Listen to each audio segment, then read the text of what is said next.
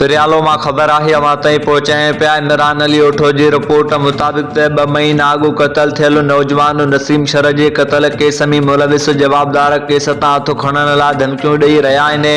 Notice वठी तहफ़ुज़ फराहम करे जवाबदार गिरफ़्तार कया वञनि। मक़तूल नसीम अहमद शर जे वारसनि जो एहतिजाज। उन्हनि दसमी कोर्ट मीर मोहम्मद भरिसां ॻोठ जुवान शरमी 2 महीना अॻु क़तल थियल नौजवान नसीम शर जे वारसनि जान मोहम्मद शर अलाबश्क शर प्रेस क्लब पहुची दाईंदे चयो आहे त 2 महीना अॻु जवाबदारनि असांजे नौजवान नसीम अहमद शर खे बेगुनाह क़तल करे छॾियो हो, जंहिंजो केस हिदायतुल्ला शर, जीअण शर, पठान शर, असदुल्ला शर समेत 3 नामालूम जवाबदारनि ख़िलाफ़ दाख़िल करायो वियो आहे, जेके केस तां हथ खणण लाइ धमकियूं ॾेई रहिया आहिनि। हिननि चयो त जवाबदारनि असांजो रस्तो पिणु बंदि करे छॾियो आहे। हिननि चयो त जवाबदारनि मां अञा बि जान जो ख़तरो आहे। हिननि मुतालबो कयो त नोटिस वठी जवाबदार गिरफ़्तार करे तहफ़ुज़ फराहम कयो वञे।